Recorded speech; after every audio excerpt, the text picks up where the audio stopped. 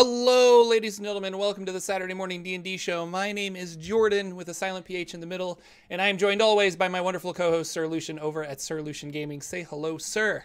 Hello, everybody. Good to see all those faces in chat. We're getting ready for an awesome Saturday morning. It's going to be good. Spring is almost here. Spring, well, technically the equinox happened. Yeah, spring's here. You're in Michigan, though. Come on. Don't you have like 3 months of spring, summer, fall, and then it goes back to winter? I think we have, like, all of that is 3 months, and then it's like 8 months of winter. And then, we are a Dungeons and Dragons tabletop RPG show where we just kind of talk about games that we're running and the news of the day. And yeah, like we got a little bit of news. First of all, Ghosts of Saltmarsh comes out May 21st. You can pre-order it on Amazon. It looks really fun. It's going to be a nautical adventure. We're all really excited for it. I really liked, Tales of the Yawning Portal. I liked how that was set up, where you could go from 1 to, I think, 10, or maybe it was 15 in that adventure. Like, if you just wanted to play through all of the adventures back to back, or you could just pick and choose and be like, let's play this level 7 adventure, or let's play Tomb of Horrors, or let's play this. And so, which is what I did, and I had a lot of fun. Yeah. Cool. Are you going to pick this one up? I'm definitely going to pick this one up because I think I'm just really curious. And if anything, it's going to be something that I can steal bits from for my other campaigns that I'm going to be running. So, and then once Hot Springs Island ends, which should be next week, we're going to try out some non-D&D RPGs because they're really curious about Dungeon Crawl Classics. And one of them really wants to play Mothership, which is a really cool, like, horror sci-fi game that I've never DM'd. So I'm a little like, ugh. And I'm trying to convince them to play Kids on Bikes with me. Yeah, because you know that. Yeah, because I know that one at least. Mothership I could run. I just need to, like, really sit down and read all of it thoroughly and re-listen to the podcast that exposed me to Mothership so that I can understand how the creator was running it. But anyway, that's our plan. And so I think by the time we finish all of that, I think Saltmarsh will be out, and we might just pick that up and start playing that. So we'll see. Yeah. That'd be cool. Yeah, my big plan is that I want to release an adventure coming up here on DMSGuild, and it's going to tie in, or it can tie into Saltmarsh, because as you were one of my playtesters in the original one, it's right on the coast. It's in the Forgotten Realms, but it's down in Villain, and so you can easily rename the town I use, which was called Saltbreak, and turn it into Saltmarsh, which would be perfect.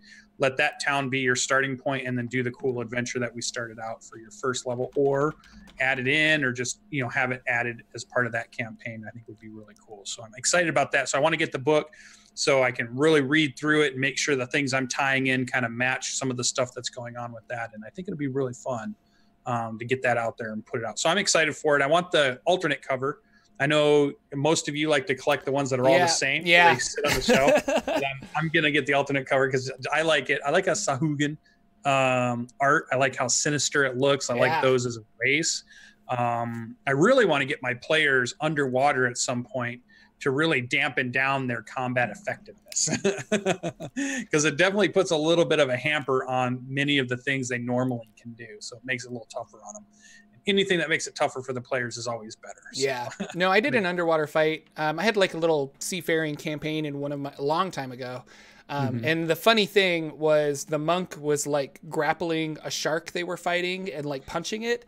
And this isn't even going to be a good story, but I'll say it anyway. But I said something to the effect of, do you want to swim away from the shark? And he's like, well, no, I don't want like an opportunity attack from the shark that I'm currently grappled under. And the way he was like describing all of the different effects that were happening and underwater, we all started laughing for a solid like 5 minutes at just like how absurd the situation actually was that I had put them in.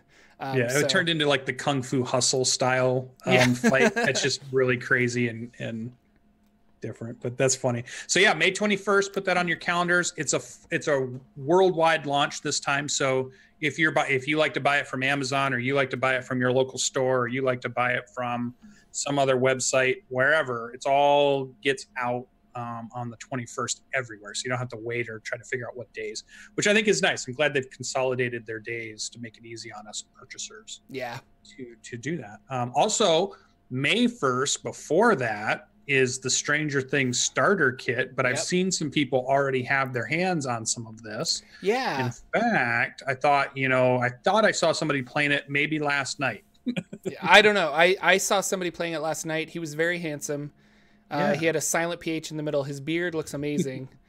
No, so Ted over at Nerd Immersion, who is a friend of the show and a friend of both of us, he like walked into a real life Think Geek store. I guess Think Geek has real life stores in real life stores, not just their online stores. What I'm trying to say, and he saw it on a shelf, and so he just picked it up. And he's like, oh, and he read through it and he's like, I want to run this. And so we ran it last night. It was like, I think we started at 8 o'clock and we started at 6 o'clock and we finished around 10:30. So it was like 4.5 hours of D&D. Did not feel like that. We had a lot of fun, just like goofing off and playing around and stuff. But yeah, so I played through that. So if you want to watch the Stranger Things starter set and see what it's all about, you can go over to Ted's channel on Nerd Immersion on Twitch, and he's been running replays of it, or you can just check the VODs and probably watch it there. But it was really fun. Yeah. Yeah, that's cool. And does it start you out at first level, I assume, because it's a starter kit, I assume? No, that's the weird thing about it is right. It's a starter set, but you start at level 3 and it's a one shot. It literally is like 4 hours of D&D. All right. And by the end of that, you're level 4, but like the starter set didn't have anything. It feels, so here's the thing, is we were talking about it afterwards. It feels more like something for Stranger Things fanatics, collectors. Fans? Okay. Like the people who are fans of the show and want to collect things of the show, more than it felt like a D&D thing. Like you could buy it and be like if I'm into Stranger Things and I want to get into D&D, we were all thinking, well, I would recommend Lost Minds of Phandelver 100% over this starter set, because this starter set doesn't start you at level 1. So if you've never played before, now you're level 3 and you're just like, what can I do? Like, I don't know. Whereas level 1 is a very good introduction into the game. And is it pre-generated characters? Yeah, it did come with pre-generated characters. Okay. We played the pre-gens. And that was another problem I had is I played the Dwarven Bard. And they gave him a whole bunch of spells. And in my mind, I'm like, oh, these spells are going to help me in the adventure, because why else would they give me the spell comprehend languages and the spell suggestion and the spell of all this other stuff? Well, we ended up fighting a bunch of like creatures that I couldn't charm because they're not humanoids. And we ended up fighting, we never got into a situation where I needed the comprehend languages spell to understand what was going on. And so it felt, I don't want to sound mean, but it feels kind of like a cash grab. Like they were like, we'll just throw together an adventure really quick. We'll slap Stranger Things on it. Here's a Demogorgon mini, go at it. But in the adventure, you are in a weird fantasy kind of kingdom. You end up going into the Upside Down, which is kind of cool. You fight the Demogorgon, and then there's a little wrap up with the creature you're actually supposed to be hunting, the Thessal Hydra. But I don't know. It was like we had a really good time because I think you can make D&D fun with really good people, and they were all like fun players. It was a great DM, and so we just had a really great time with it. But if you were brand new to the game, I think it would be a little confusing. And Ted improv'd a whole bunch because we were like egging him on, like, well, what's this NPC's name? What's his backstory? What's this? And he's like, fine, like, let's do all this other stuff. I'll tell you everything about this stuff. But for a new dungeon master, I think it would be a little intimidating to be like, oh, I don't have a name for this guy. Like, there's no name in the book that this guy has. Whereas, like, Lost Minds of Phandelver is very good at, I don't want to say hand-holding, but providing you all of that information that new DMs kind of want, because players are going to have those questions. Like, how far to the north is the orchard? It'll tell me in Lost Minds of Phandelver, but in this other Stranger Things, it just says north. And you're like, okay, I guess you walk north. I don't know, maybe a couple days, maybe a couple hours. So, but interesting. All right. I don't know. I've decided that I don't think, I think I still want it. I'm talking to Ted. I'm just like, well, are you excited that you bought this? He's like, well, I'm a collector and I like it. He said, this is going to look really cool on my shelf. I don't think I'll run it again, but that's what he wants it for, is to look cool on his shelf. So if you want it because it looks cool on your shelf, maybe you're going to run it, maybe not. There wasn't a whole bunch to steal from it. Apparently the Demogorgon is just kind of like a reflavored troll. So it's not even like a really new type of monster. But I don't know. I feel like I'm just bashing on it, but I had a good time. I don't think I'm going to pick it up though, because I just don't have any use for it. And I like Stranger Things, but I'm not like a diehard fan. So yeah, I don't know. I think I'm a super fan. And the one thing I saw about it, the only thing I saw about it was that the Dungeon Master's portion of it is written from as if Mike, who is the Dungeon Master in the show, is running it. So it's written in like a notebook of how he ran his adventure. So I really think it's kind of a cool way to organize that. And I just thought, oh, that was such a cool idea. I want it for that. I want to be able to read through that and see the cool things that they do, that they reference the show, and they do. And there's like his handwritten notes, and I think there's a map that's like, it's printed in the module, but it's printed to look like it's taped in there with Scotch tape. You know? And so there's like little things like that. Little thing. So I think that's good. And I love that show. I loved first season. Second season, I think I liked it, but I wasn't as much into it as I was in first season. They just dropped the trailer for third season, so that whole thing is going to blow up again. I saw everybody getting super excited about the next season of this, so we'll see how this one goes. But I think it's something I want to pick up for sure. So cool. It looked cool. I was really surprised that he was able to get it so early. Like, it must just be like a fault of ThinkGeek for being like, oh, we weren't supposed to put this on the shelves, but we did by accident or something. I don't know. Yeah, that's really early. I saw it was May 1st on the website, so I don't know how they got it already. So that's cool. Other than that, if you guys are a Idle Champions fan, you guys play Idle Champions of Waterdeep, and it's fun little kind of clicker game where you can just kind of not have to pay attention too much, and you create a lineup of famous adventurers, and you get to play. Well, the big release this week was Rosie B. Stinger, Kate Welch's character from Ack Inc., and I love that show. I love Rosie B. Stinger as a character, so I was like, I definitely jumped in today, or when they first released it this week. I think it was on Tuesday. Got Rosie. Now I'm working up getting all her items that she needs, and that's been pretty fun. So if you haven't got Rosie yet, I know a few of you in chat there play that game, so make sure you get out there and get Rosie. What entails getting Rosie? Do you have to just log on, or do you have to buy her? Or what normally the way the game works is you, if you want to unlock a character, and usually they only have one at a time that they're letting you unlock, and they have an adventure that you play, and you bring your adventures through it. And if you get through 50 levels of the adventure, at the end of that, you've unlocked Rosie, who can then join your team. Okay. And you can play through stuff again. And then they have different challenge sets that change some of the rules around when you play through it again for another time. If you read through it, sometimes it has some really interesting story hook stuff in the stuff that's going on, but mostly it's just a strategy click mash game where you just set it up and let them beat each other. Yeah. It plays offline, which is kind of cool too. So if you leave your adventures set up and then you log off, they're still fighting through and earning you money, so that if you come back a day later, they have this big chunk of money for you, and then you can use that money to unlock other champions, and you swap out different ones, you put them in different places. There's a lot of strategy to who should be in front and who should be in back and who's in the middle and all that kind of stuff, what kind of gear they can get. It's just a fun little game, and it just ties in. It really should be up your alley. I was just thinking today that I'm just really surprised that Jordan hasn't jumped on this and done lore you should know style videos of each one of those champions now, and just do a video based on here's this character, because they've got people that you've recognized that play Dungeons and Dragons. So the Ack Inc. crew, or the Dice Camera Action crew, or there's like Binwin, Bronze Bottoms in there, people that play characters. But then they also have Drizzt, and they have things from the books. They have things that are famous characters that you've seen in Forgotten Realms somewhere else. Maybe they came from the video games, maybe they've come from novels, maybe they've come from within the game itself. So you can get all these different cool stuff. Like I just picked up the Viper, which was prominently in Waterdeep Dragon Heist, was one of the NPCs that you could run into there. So I just got that one too. So it was really cool, really fun game. And again, it's a lore video, which I just thought you should be doing. And there must be 20, 30, 40-ish characters at this point. I don't even know. There's so many of them. Like you could do one 8-minute video per one of those, you'd be stocked full for a couple of years. I don't know. That would be interesting to be like the history of like Rosie Beestinger. Like, I don't know. Or Minsk. Well, most of those characters. Some of the other popular. ones I could, like, and I did that. Like, I did a Jarlaxle video and things like that. So I've kind of dipped my toe in it. Yeah.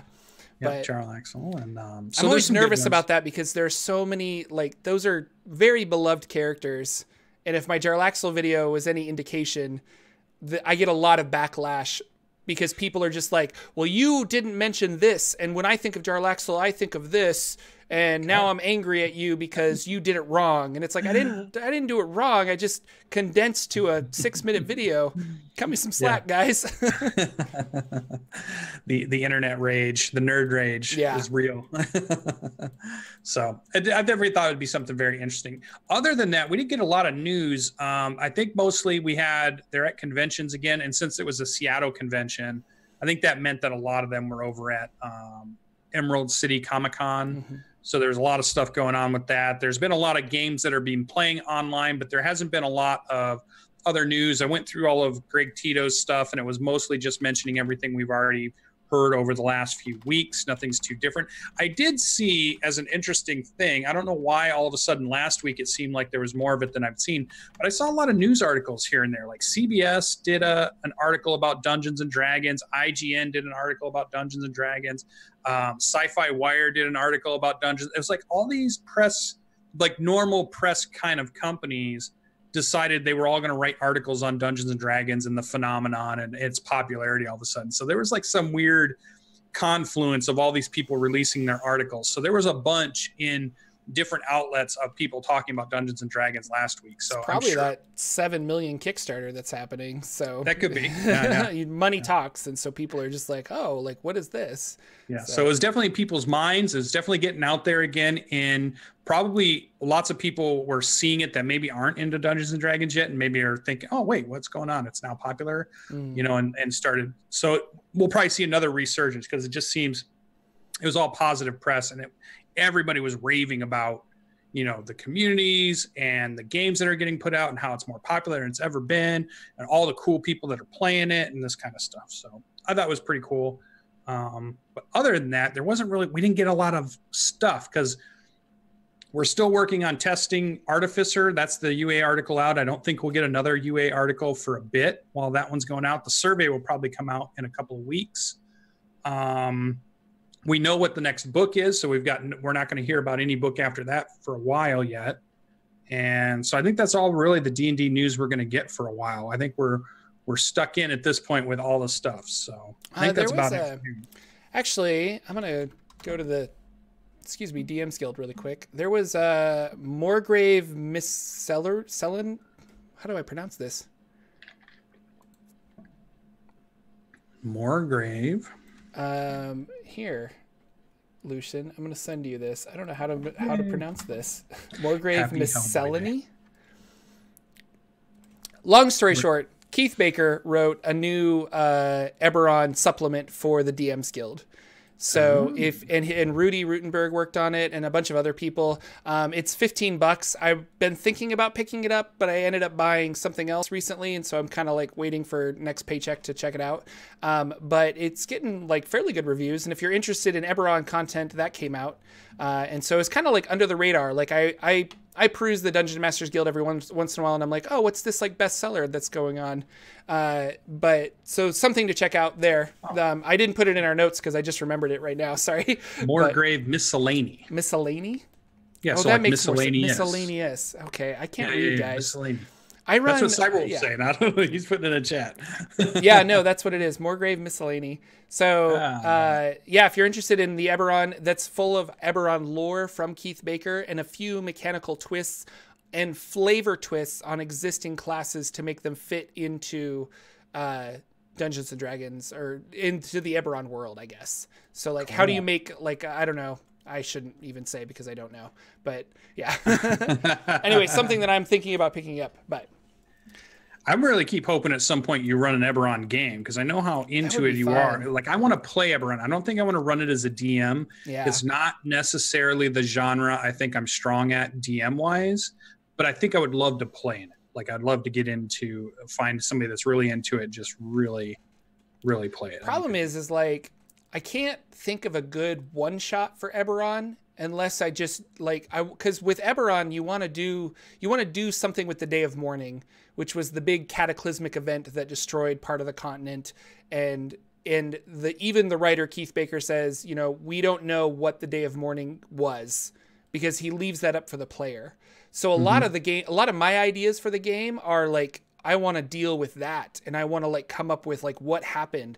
That sounds like a year-long campaign though. That's not like a 3-shot that I would write to invite my friends to do stuff. But I don't know, maybe sometime it would be really cool. Like Eberron's just got fun lore. It's a fun world. Well, I just saw a word that interested me. They said there's a Dragon Forged class. Well, that has me super interested. I don't know what it is. There you go. I know what a Warforged is. Who knows what a Dragon Forged is? I don't know. Forged in the heart of a dragon. Wait, what? I like it. Sounds good. So I think that was about it for news as far as Dungeons and Dragons stuff. There's a few Kickstarters going on. I did news for Lucian. One of my Kickstarters, I got a deliverable, which is always nice because I like have these all spaced out over. I'll see one and then it's months and months and months before we get one. We talked about this quite a bit last week, but I finally got one. One of my one's completed. They shipped it out. Fantasy Trip. I'll try to get not as much glare on it if I can. Sorry guys, but it's got some cool stuff. And as I try to figure out, there we go. When we can zoom it in a little bit. Look how big this box is. Like there's so much stuff in it. The old school role playing at its dungeon crawling finest. That's gonna be super cool. Eventually I want to do an unboxing maybe of that. I keep saying that, and then if I don't do it, everybody's gonna be like, you never did it. You should do it because I just want to know what's inside. Like, are there maps? Are there miniatures? Like, I think there's all kinds of stuff. Yeah, like I think they use a token for the miniatures because it's a hex, and they have the hex tokens that move around, I think, or they have the paper stand-up ones. They have a bunch of hex grid stuff. They have a bunch of pre-printed maps. Yeah, there's exclusive items inside. I forgot what I even pledged. I just remember thinking, oh, I'd heard about it from our interview with Jim Murphy. We did an interview a year ago. He came on the show and he talked about it. And he's one of those people that he was a teenager in a game store when Dungeons and Dragons first came to the West Coast, and they put it up on the shelf to sell for the very first time. And people would come in and ask him, what is Dungeons and Dragons? And he'd have to explain it. And then he started playing it. And then the whole big craze kind of started over there for their groups. The California Dungeons and Dragons scene kind of happened. But then he eventually kind of moved on to other role-playing games because as Dungeons and Dragons became popular for Gary Gygax, all these other Steve Jackson, all these other game makers were making versions of role-playing games. And he played this one that was called Fantasy Trip quite a bit. And he talks about it a lot. He streamed a game, which actually was pretty well of him and his group that he plays with on a weekly basis with his iPhone, it actually came out really well. I was super surprised. It looked pretty good, and they had a really fun adventure. And I thought, all right. And I saw the Kickstarter come around and thought, okay, I'll jump in. It sounds good. I like Steve Jackson. Steve Jackson Games makes lots of cool stuff. So I jumped in. So it was really cool. So that one's here. That one's good. So I can't wait to show people that stuff. Other than that, the only other thing we got, Aether Void sent us a playtest material so that we can playtest an all-in-one adventure, which is pretty cool. So I'm thinking about trying to gather up or round up some of the fans of the show and see if they want to sit down and learn this new game that's on Kickstarter. It starts in May for a game called Aether Void, and to learn how to play it and to just check it out. They took it to GaryCon and they ran a bunch of games there and got a lot of hype over there. So then they sent us a copy to go ahead and play it. So I thought, oh, that'd be cool. So that's another thing that we got over the week. So that was fun. Nice. Then, I mean, God, there was so much Dungeons and Dragons. It felt like you had a lot of games running. I had a ton of games going. I had like 3 or 4. Yeah. Yeah. It was a good week for Dungeons and Dragons this past week. So Monday night, we started off Seeking Revenor. We played one of our campaigns, and here, let's get to the meat of the show, Jordan. Okay. Let's get to the meat of the show. So you set up your encounter, and you've got your big bad guy, and you figure your players are it's like 5 players against 1. And we keep talking about when there's 5 on 1, it seems like the 1 always is at a disadvantage because they might have one or 2 actions, but your players at 4th and 5th level, 3rd and 4th level, they each have like 3 things they can do from their character classes. They've got bonus actions, they've got actions, they've got crazy reactions. You got all this. They've got abilities that aren't an action at all. Paladins can just do things, and it doesn't count in any of the action economy. It's just something they can do whenever they want, kind of thing. Like turns or smites or some other things that'll happen. So they've got a lot of stuff. So I said, okay, I'm going to have this Cambion, which is a really cool creature, really cool devil demon kind of servant creature, and pretty strong CR5 creature. I put a couple of hellhounds with it, and I thought this would be a good fight with my party. And immediately, first turn, the paladin repels it using its ability to repel evil, and I obviously fail a very easy DC wisdom check, and the main bad guy gets the fear condition. And we all know that the fear condition means you have to use dash on your turn to run away, basically. Yeah. So within the first turn, within maybe the first roll of what's going on, the creature has to go.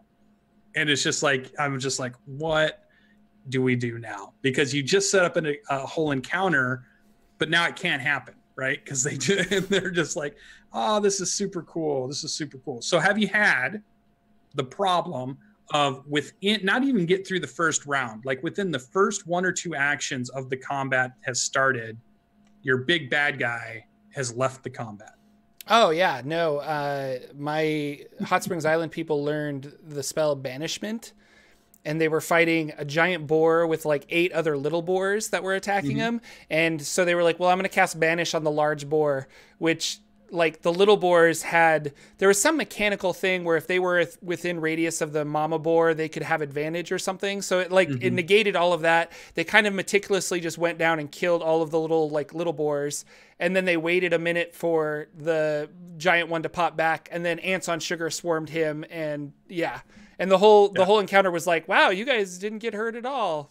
You know, like I had action economy, but you kind of just took it away by that one spell. So and that was this thing. So this thing had, multiple attacks. It had some spells it could do, but all of a sudden, because I failed a wisdom check, all that action economy is gone. They have to leave the thing. So in the moment, I had that typical, the reason I wanted to bring it up, because like that's what we do. We play our campaigns, we run them, and then there's something that happens in that campaign that I feel is relevant that we can talk to all the dungeon masters that are listening. I had that moment of, well, you bastards, that like, damn you. Like, it was almost like, why'd you do that to my poor little Cambion that was supposed to give you a nice hard fight? And it was going to be cool because I wanted him to give them information too during the fight. I wanted him to be pompous. I wanted him to be arrogant and overconfident that he could take them out. So he was going to just start spewing out stuff that normally, because he thinks he's going to win, he wouldn't normally say if he thought he was going to lose. But all of that doesn't happen. So in the moment, I'm just like, I'm not devastated, but I'm like, what do we do now? I mean, that was the whole encounter, was this big fight with a Cambion against this thing. And it ties into a character's backstory and all this cool stuff.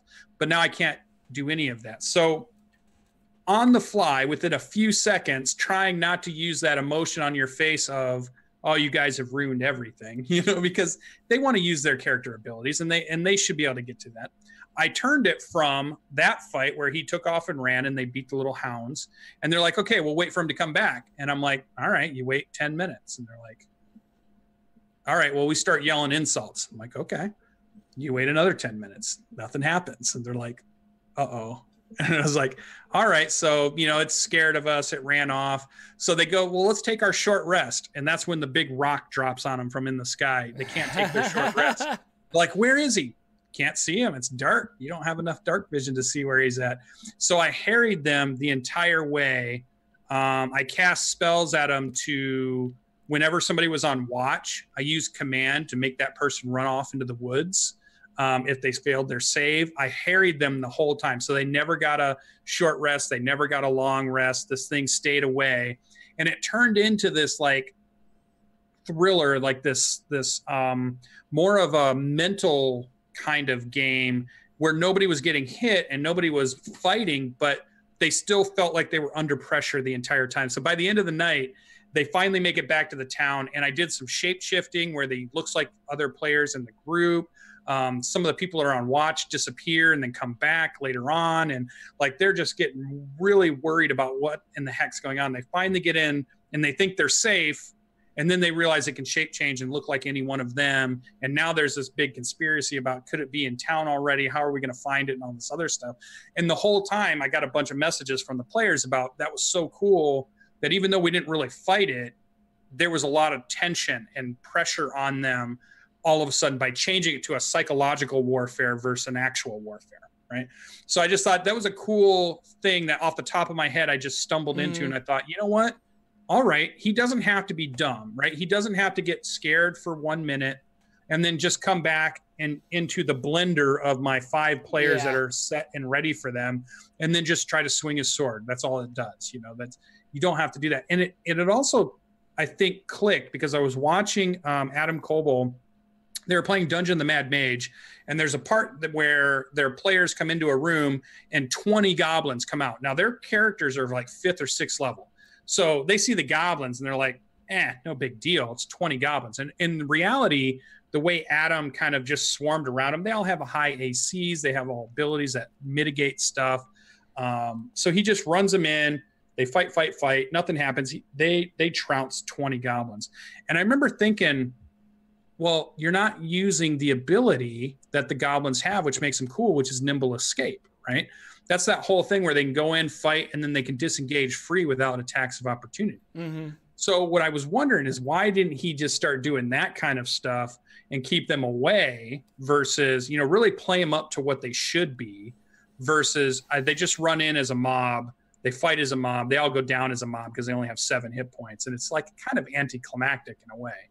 So it kind of, I think that with that, watching that this week, and then the way my game went on Monday, it made me remember, and we've talked about it on the show, that your monsters can be tactical. They can be smart. They don't live for hundreds of years in a very dangerous world where anything can eat them without being pretty smart. There's just Cambions and goblins or trolls or orcs. They live 20, 30, 40, 50 years in one of the most dangerous worlds you could possibly be in. And so they have to be smart to be able to survive that. So I'm thinking I want to be smart when I play those characters, and I want to be tactical when I go up against my players, because you can bet your players are being super tactical against you. No, it reminds me of Adventure League game I played where we busted in a door there were like 20 goblins on the inside of this door. And we were like, oh, well, they'll just funnel out and we'll like attack them one by one. Like we're clearly have the upper hand, but they were cycling like in a circle within the room and firing arrows. So they were getting like 20 arrows off through that door opening. And then they would like hide along the side of the walls so that they'd have like cover, basically like a +5 AC when we'd try to attack them. Yeah. And I was like, and we were all looking at the DM like, are they that smart? And he's just like, they are when I run them. So we're like, okay. That's right. Yeah. And then Tucker's Kobolds, if you want to Google that, is the same thing where it's like, if you have high level players, you can create a dungeon of kobolds that use traps and manipulation. And even though they have like 10 hit points, they can still be a serious threat to the players. So it's fun. It's fun to run smart monsters. And a lot of times I look at a monster's intelligence and kind of deem how tactical they are after that. But yeah, you start throwing in, like, if you got a party of 5 players and I've got like 7 monsters, you can do a lot of cool stuff by setting up combos and manipulating the battlefield. So yeah, it's fun. So it was interesting. Yeah. So GMs that are out there, think about your monster tactics. Don't think of them as just they run up and hit and that's all they do. Even if they don't have a lot of other skills, try to, manipulate with movement and other stuff just to make it fun for your players and keep them on their toes. I thought was pretty good. And be ready to change a situation that you weren't prepared for into something else. Like if they do something to your bad guy that makes them run away, or like you said, banishes them or silences them, be ready to just fall back with that character into another area to reset that fight up or to come at it in a more advantageous area. Don't just say, okay, they just charge forward and they just, hit twice, charge forward, hit twice, charge forward, hit twice. Make them really interesting. And I think my characters or my players are really excited about seeing what happens with this Cambion now that hunts them when they go out on adventures and waits for them. So it's going to be pretty interesting. So that was pretty fun. That was our Seeking Revenor West Marches style game. Still going pretty good. Characters are having fun with it. They're starting to really bump into the bigger factions that are out there, and they're not really defeating them. They're bumping into them, fighting them, and then retreating. So I'm curious to see when they finally put their foot down and say, no, we need to go in and really just dig these things out of this area so they're not here any longer. Because what's happening is they're not going back for a week or 2 or 3 weeks, so that all that stuff gets replenished or all of it gets re-recruited. There's more tribes send more warriors, or they're able to get their guards back and stuff, or more magic is done to bring up some undead or whatever it might be. So because they're putting so much time in between, it's almost like they're starting over every single time they go over. I can't wait till they're tired of that and they figure out that they just need to, just kind of sink into it and get it done. So that'll be interesting. Also, I've been playing around with, some of them have been streamed, some have not. And it is fun as a dungeon master not to stream every single thing you do. I found it refreshing and freeing to not turn that one into a show, although most of the time we do stream our games. It was fun to have a Monday night where we could take breaks when we wanted to. We weren't concerned about, people leaving or coming in the viewer part, or talking with people in chat, or recording things or overlays or any of that stuff. I could just play the game and focus on the story, which was really nice. So every now and then, that was really cool. Don't burn yourself out with trying to make everything a show. That's something I was doing there for a bit. We were talking about that at Gen Con with a bunch of Twitch and YouTube people, where they're like, is it a missed opportunity to, like, when you are playing a game where you're like, oh, I could be streaming this? And I'm like, for me personally, no, because I still really like the camaraderie and just like the relaxed atmosphere of playing Dungeons and Dragons with my friends at a table and not worrying about being interesting, I guess, or trying to like make like a, I don't know, just trying to stream and have an audience is kind of nerve-wracking at times. So yeah, there's a lot going on for a DM that's running the show and running the game. So, you know how much you can handle, I guess, is the big thing. Don't try to bite off too much.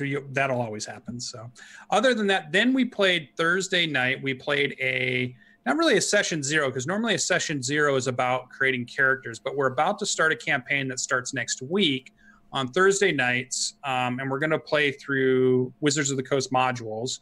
I think we're starting with the dragon one first. What's the very first one? It's Waterdeep Dragon Heist? No. The very first 5e Lost Mines of Phandelver? No, it was what's the main campaign they released? Tyranny of Dragons. That's it. We're going to play Tyranny of Dragons. Horde of the Dragon Queen. Yeah. Horde of the Dragon Queen stuff. Yeah, so we hadn't played that yet. But this week, he's a brand new GM. So it's Dammit Barry. He's brand new to being a GM. He's been a player, and he's going to stream a show. So he wanted a practice session. So this Thursday was a practice session. And he chose, just like we talked about last week, Dragon on the Mount by a famous author named Jorphdan. And that's the one he was going to run. So we played through Jordan's adventure on Thursday, and I got to play a 4th level artificer. And this wasn't streamed, right? It was not streamed. Yeah, you just kind of played it. But he was getting everything. Yeah, he's getting everything ready to go. And it was interesting because, one, it's a new GM running your module, which was, I've seen you run it, and I've seen now somebody who's brand new to being a DM run it. And it was cool. I think one thing I'm enjoying, we've said quite often on the show, is we enjoy, as dungeon masters or game masters, bringing new people to the game that haven't played before and have them in our games so we could show them a really cool game and have really fun. But I'm also now realizing I really enjoy playing with a brand new dungeon master because I can help them and I can support them in a very supportive way. And if the players don't know, or they don't know a rule or something, and I can wait till they say, like, well, what do we think that rule is? And I can kind of say, oh, I think this rule is this, and do it really unobtrusively, not the style of, let me tell you, because I'm the rules lawyer and I know all things. Or if he did something wrong where I thought, I don't think you should do that, you know, I didn't say anything. I was just like, hey, it's your game. You run it any way you want. But to really be supportive. So if they know they have a player that's actually there helping them, it takes some of that pressure off them. And I enjoyed that role of helping him out and getting, he ran a fantastic game. So that was pretty fun. He did great. I thought that was cool. I got to play the Artificer. I'm playing the Artillerist version of it. And I felt like, boy, there's some interesting things there about the healing portion of it. So there's a defender turret that you can drop down. And then anybody within 10 feet of that, I can do a pulse as a bonus action as the Artificer. And everybody gets a 1d8 plus my intelligence modifier for temporary hit points every turn. I can pulse that. And I started thinking, well, that's going to be really hard for anything to kill us in this adventure, because if everybody stands within 10 feet of this turret and I just pulse that every single time, and I have a +4 intelligence modifier, like the first time I rolled it, they got 12 temporary hit points. Whoa. They got hit by something. And then I rolled it again. So here's the thing about the rule with temporary hit points, right? So if I roll it on the next turn and I roll a 7, you have to pick one or the other. You can't combine them. So temporary hit points don't get cumulative. You pick one or the other. So you either take the 7 from the pulse, or you keep the temporary hit points you had before, which was the 12. Or if you lost all yours, then you take the 7. And then the next turn goes around and I pulse it again. And I just started thinking, ooh, this is a little something. But it reminded me that there's another spell out there, and it's been happening in my campaign now. Have you had anybody in your campaign started using I think it's called the Healing Spirit? No, spell? I remember the controversy when it came out, but yeah. Wizards of the Coast had to make some special rules for it, I think, right? It's like a spirit that you drop down in a 5-foot square, and if somebody walks through it or it touches them, they get a number of hit points. And so what the players have been doing is they put that in a 5-foot square, and all the players use their movement to walk through it every single turn. So it's like every single turn, everybody's getting healed, 7, 8, 10 points, whatever it might be. So I just thought, wow. And I've heard some people saying that seems overpowered.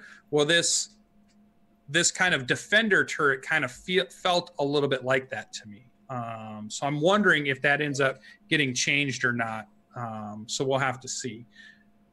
I don't know. It felt a little off. A lot of times with these, they make them way overpowered just so that they can pull it back a little bit. Like the Spore Druid did not feel overpowered to me, but like when they actually released it, it was pulled back, and I was like, oh, I liked the Spore Druid when it was a little more powerful, but I guess this makes sense. It's like slightly more balanced, maybe. I don't know. Yeah.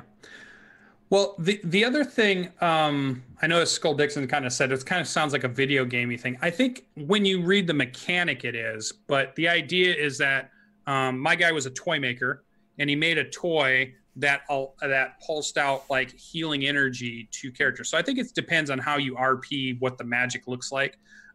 Because anything is, depending on how you explain it, you can explain it like it's a mechanic, or you can explain it like it has a really cool thematic thing to it. And these were little toys that my toy maker would put out. So like he had a turtle that would walk around, and then it would spit out like these leaves that would just kind of burst out. And then everybody that was near those leaves would kind of get healed. So in like a kind of like a nature thing. And everybody was saying like a Torbjorn kind of thing. They were referencing Overwatch and stuff like that. The other turret is a flame turret. And then one's called the ballista turret. And it's basically a force bolt of some sort. One is a flame cone. And then obviously this defender turret, which is a temporary hit points. But it also made me wonder about why. Here's the big question that I had. Why do we have temporary hit points? I mean, mechanically, I think just so you can get above your max hit points. Like it was a mechanic to just get above your max hit points. But we have the spell aid, that when you cast that, it increases your max hit points for the duration, and then you can be healed up to that just for that duration, but then it goes away afterwards. Mm-hmm. So I wonder why there's a whole separate mechanic, and it's a weird mechanic because it's not cumulative. It does this thing where if you have multiple sources of giving you temp hit points, you have to pick one or the other. It seems to be very bookkeepery, very leftover from maybe previous editions style. Maybe. You know, why not just give them? I always think of it like it's like a barrier or a shell. Like if somebody hits you with a slime ooze and you're covered in this like hardened slime, that gives you 10 temporary hit points because they got to break through that shell before they can actually hurt you. Yeah, see, that's what I'm thinking I want to do. I want to go towards, it's not temporary hit points, which I think is a weird way to say it. I think it's more of like resistance, or it's more of like absorption. Temporary absorption. It's like you've got 4 points of absorption that you can use on any incoming damage. I think if they had explained it that way, I think it would have been a better, mechanically it's the same thing. It doesn't mean, it doesn't matter. But I think I like the idea that it's absorbing some of the damage coming in versus I'm getting this weird temp HP pool, but I have my regular HP pool, and now I've got to manage 2 of the HP pools on character sheets, which is really a nightmare. Even in D&D Beyond, it wasn't fun trying to manage. I have the 10 now, but then I have this over here and, you know, all this stuff. I kind of wish that, like you were saying, you think of it as a shield, or you think of it as something that gets in the way of the damage, or it absorbs the damage, or it blocks the damage, or it stops the damage. It's not, I have more hit points that bleed out. Yeah. Yeah. I always think of it. That's how I always think of it. And I'm trying to think of like what spells give you temporary hit points or what abilities. I would look it up on D&D Beyond if I actually own more of the books on D&D Beyond, but yeah, there's a few out there. So it was an interesting thing. I thought it's not a lot of hit points, but if you're getting it every turn and you can give it to every single player, that could get, but maybe the problem with the turret is it doesn't move very fast. So it only has a 15-foot movement. So it's kind of like movement wise, like a spiritual weapon, which I think only moves 20. So it's not like you can really race it down. You can only have your turret for 10 minutes. So it's not like you can walk through an entire dungeon that way. It's eventually going to go away before the next fight type thing.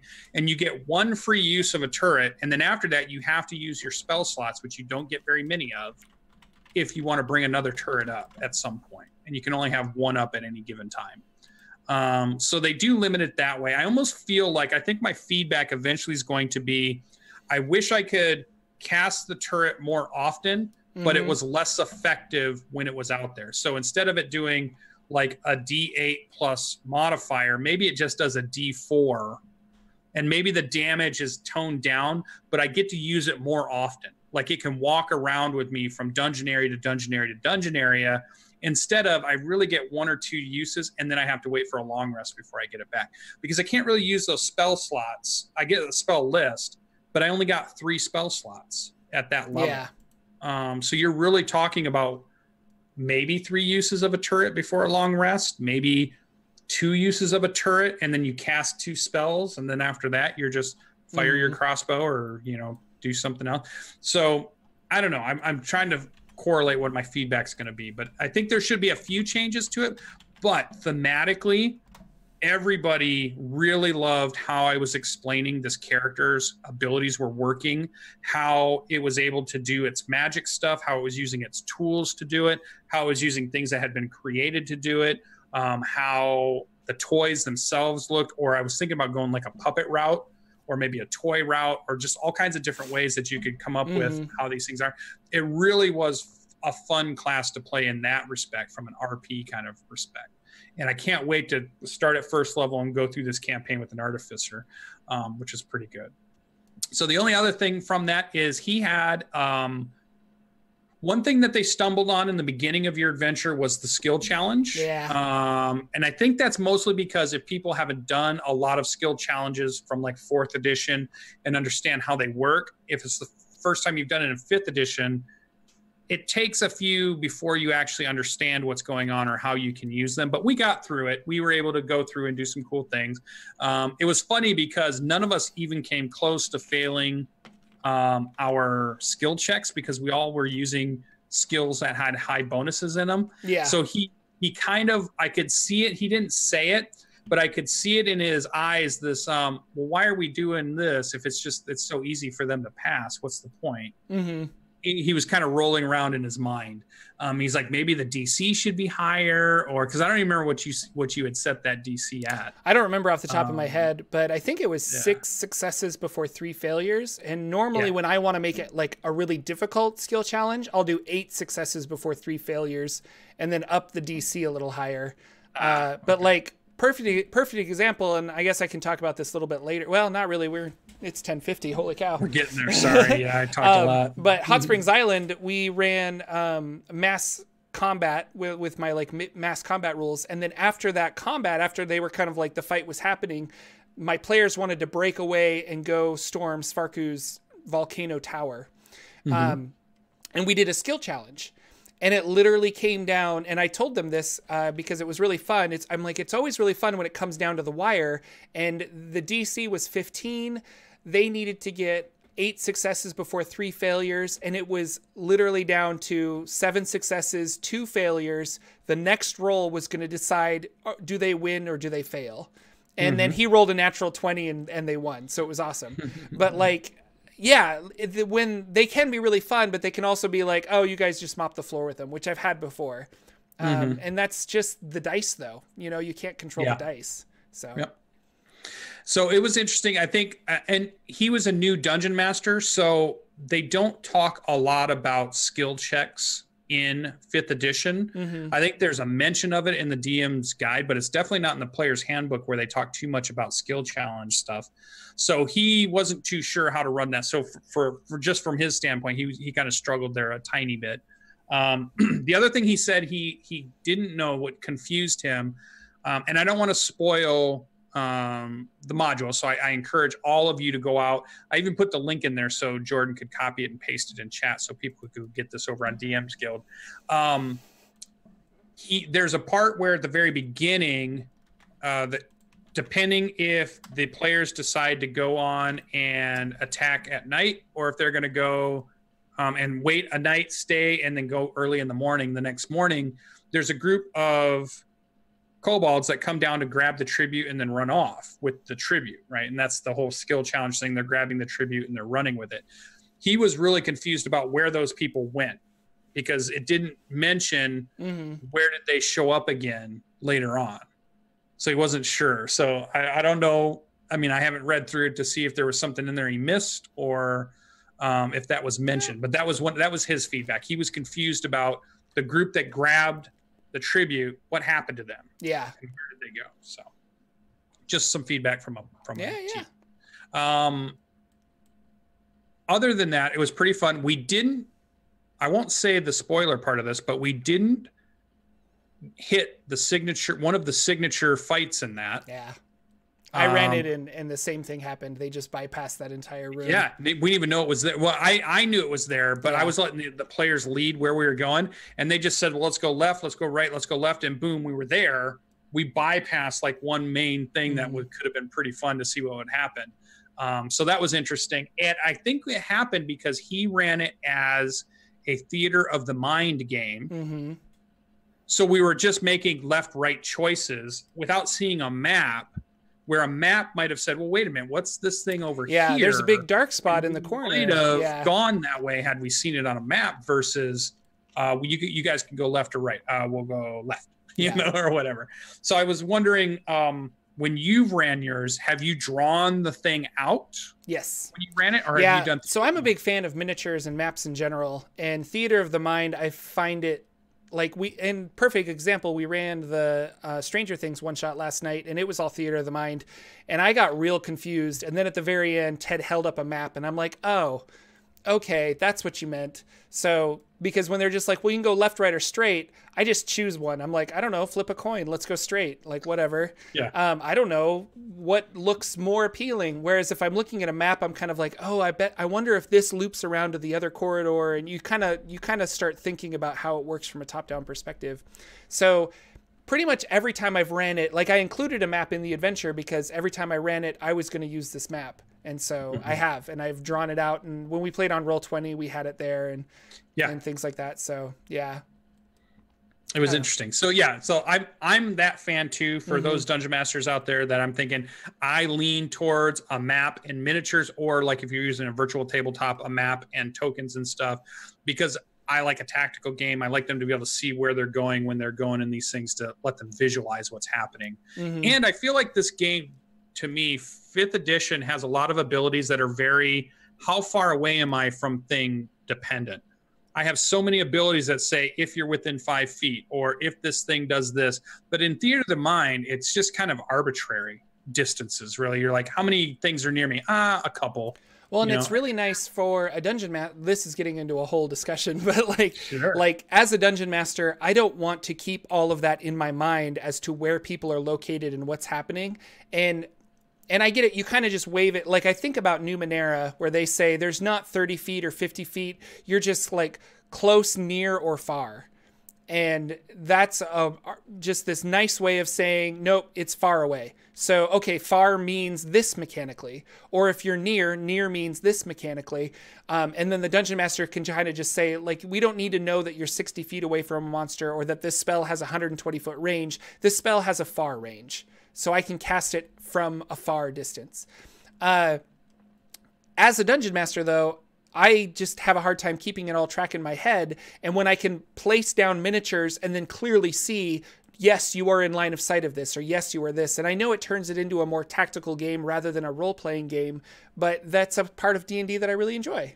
You know, like I like the tactics of it. I like flanking. I like, all this kind of stuff. It was really interesting. So.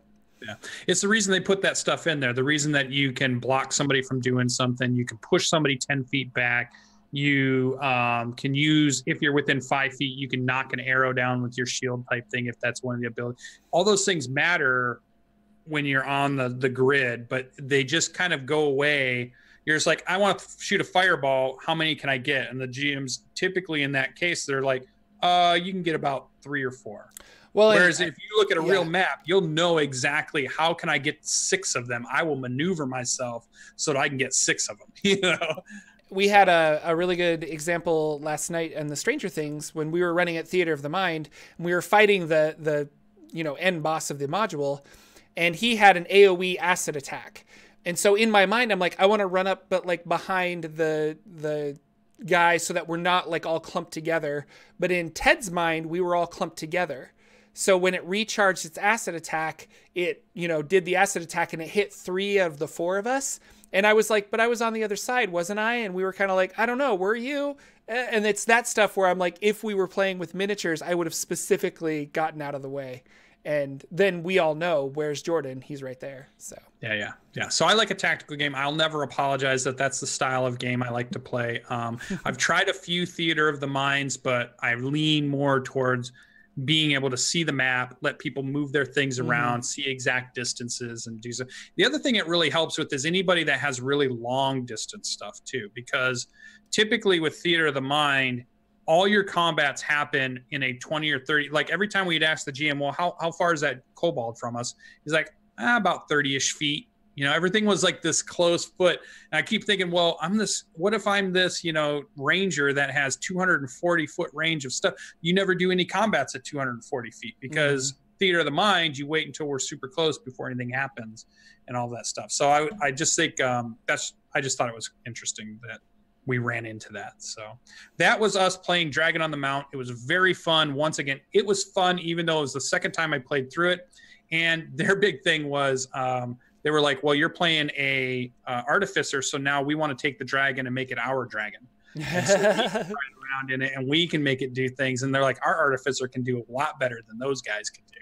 I'm like, yeah, I could fix this and I could fix that. So that was a really funny part of our campaign. So that's what I did in my Dungeons and Dragons. I took up all of Jordan's time.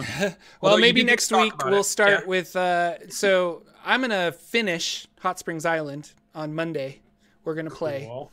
And so I'll probably have lots to talk about with just like finishing because that's kind of what I wanted to talk about today, but we'll get into it next week, is like finishing an adventure and what does that entail, and like what happens when you finish an adventure, because a lot of times you kind of play until people can't meet anymore and then you just kind of stop. But this is the climactic end of the adventure. Like what's going to happen?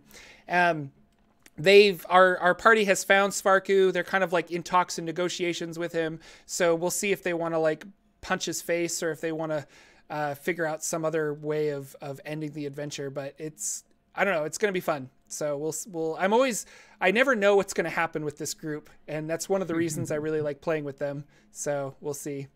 But we'll save that for next week. So maybe we'll start talking about that, and we'll actually have a really good discussion about starting and stopping campaigns, because I think that would be a good topic. Put it in the notes right now. That way we don't forget. Yeah. Going in the show notes right now. But I mean, between Stranger Things one shot, my Warforged, I'm playing a Warforged in a campaign. We're in like a weird drow Duergar city with mind-controlled things. Ran into a mind flare, and Hot Springs Island. Like, I played a lot of D&D this week, so I'll have lots to talk about. It's going to be awesome. Cool. All right. And with that, everybody, I think we'll end our show. This was a good show. This was a lot of fun topics of conversation. It made me look up I was thinking of abilities that give you temporary hit points, and I had to look it up, because the Samurai has an ability where he gets advantage on an attack and then he gets temporary hit points. And I love that ability where it's like your onslaught is so good that you can deflect certain blows. And that's what those temporary hit points kind of mean. Like, I'm able to like deflect certain blows. I don't know. And so that's, again, how I think of temporary hit points. But yeah. I'm with you. I'm there. Thank you guys so much for coming out. Thank you for subscribing on YouTube. Thank you for commenting on videos. And thank you for being here live and watching us. We're live at 9 a.m. Pacific time every Saturday morning. So come and hang out with us either on Twitch or YouTube. And we will see you next week with another episode of the Saturday Morning D&D Show. Goodbye, everybody. Bye. Oh, but I'm not even ready for the transition. And I was. Bye.